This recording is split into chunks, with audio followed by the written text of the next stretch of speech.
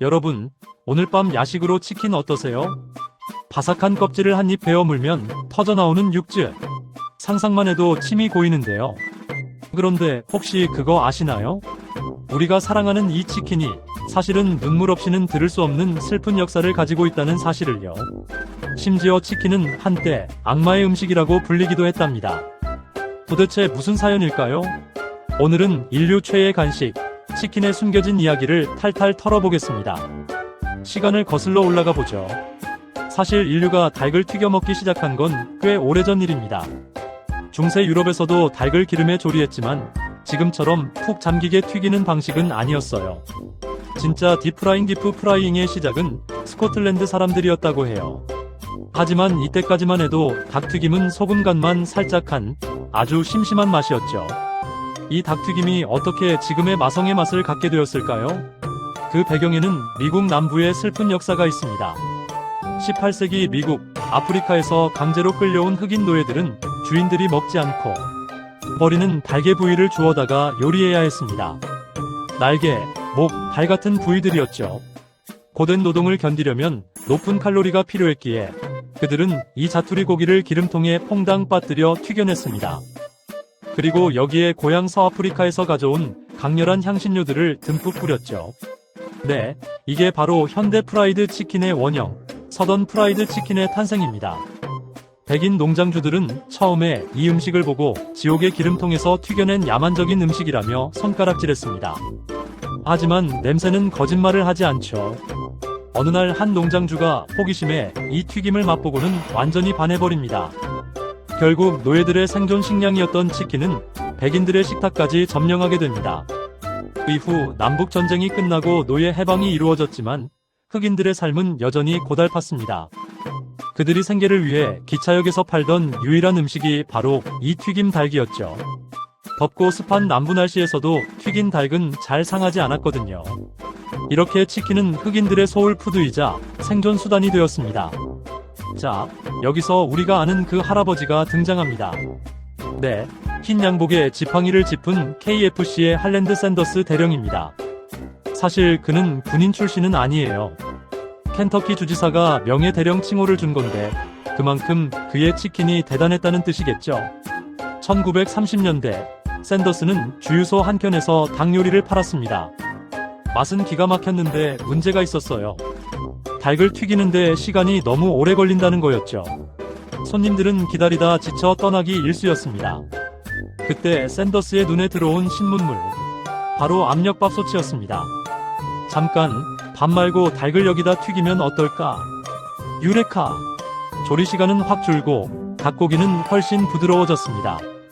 그는 여기에 11가지 비밀 향신료를 더해 1952년 나이 60이 넘어서 첫 프랜차이즈 매장을 엽니다.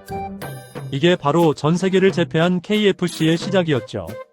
실패를 거듭하다 노년의 대박을 터뜨린 샌더스 할아버지, 정말 대단하지 않나요? 하지만 여러분, 이건 서막에 불과합니다. 치킨의 진정한 진화는 지구 반대편, 바로 우리 대한민국에서 폭발하게 되니까요. 그럼 우리나라는 언제부터 치킨을 먹었을까요? 조선시대에도 포개라고 해서 닭을 기름에 볶아 먹는 요리가 있었지만 지금의 치킨과는 좀 달랐죠. 현대적인 치킨이 들어온 건 역시 미군을 통해서였습니다. 6.25 전쟁 이후 미군들이 먹던 튀긴 닭을 보고 우리도 흉내를 내기 시작했죠. 하지만 60년대까지 닭은 귀한 재료라 기름에 튀긴다는 건 상상도 못할 사치였습니다. 대신 명동 영양센터의 전기구이 통닭이 부의 상징이자 고급 외식의 대명사였죠. 그러다 1970년대 경제가 성장하고 식용유가 보급되면서 드디어 한국에도 튀김 통닭의 시대가 열립니다. 1977년 신세계백화점 지하에 림스치킨이라는 곳이 문을 엽니다. 이게 바로 대한민국 최초의 프랜차이즈 치킨집이에요. 이때부터 월급날이면 아빠들이 누런 봉투에 담긴 통닭을 사들고 귀가하는 모습이 우리의 추억으로 자리 잡게 되죠. 하지만 문제가 하나 있었습니다. 한국 사람들은 식으면 딱딱해지고 퍽퍽해지는 프라이드 치킨을 별로 좋아하지 않았어요. 느끼하기도 했고요. 이걸 밥반찬처럼 김치랑 먹을 수도 없고. 이때 대구에서 작은 치킨집을 하던 윤종계 씨라는 분이 기막힌 아이디어를 냅니다. 손님들이 자꾸 껍질을 벗겨내고 먹네. 느끼함을 잡을 방법이 없을까? 그는 김치 양념도 넣어보고 고추장도 섞어보며 수백 번의 실패를 거듭합니다.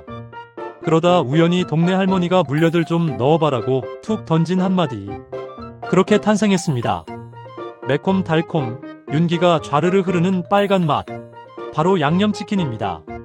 1980년 멕시칸 치킨의 윤종계 회장이 개발한 이 양념치킨은 그야말로 혁명이었습니다.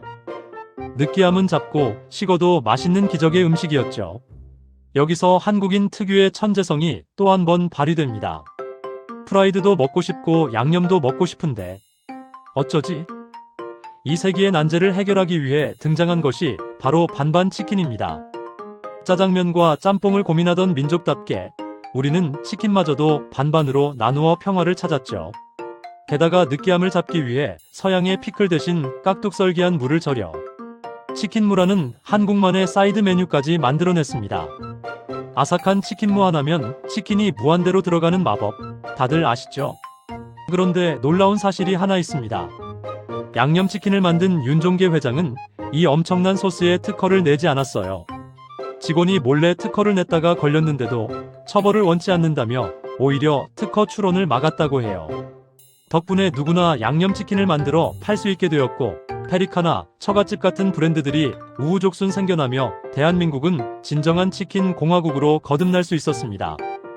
안타깝게도 윤 회장님은 2025년 12월 말 세상을 떠나셨지만 그가 남긴 빨간 맛과 반반 문화는 영원할 겁니다.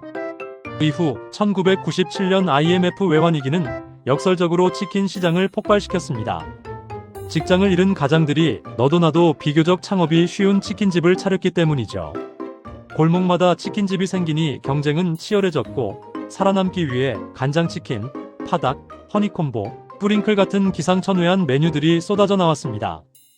여기에 2002년 한일 월드컵은 배달치킨 문화를 완벽하게 정착시켰죠. 이제 한국의 치킨은 단순한 음식이 아닙니다. 드라마 별에서 온 그대가 중국을 강타하면서 전지현 씨의 눈 오는 날엔 치맥인데라는 한마디에 전 세계가 CHIMAK 치맥을 배우기 시작했으니까요. 이제는 옥스퍼드 영어 사전에도 CHIMAK라는 단어가 등재될 정도입니다. 뉴욕 한복판에서 파리 에펠탑 아래에서 외국인들이 서툴게 젓가락질을 하며 양념치킨을 먹는 모습 상상만 해도 짜릿하지 않나요?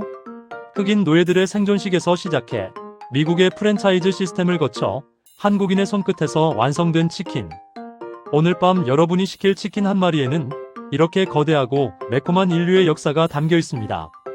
자, 오늘 이야기는 여기까지입니다. 여러분은 오늘 프라이드인가요? 양념인가요? 아니면 진리의 반반인가요? 댓글로 여러분의 최애 치킨을 알려주세요. 그럼 저는 닭다리 뜯으러 가보겠습니다. 시청해주셔서 감사합니다. 다음에도 재미있는 주제로 영상 만들어 올게요.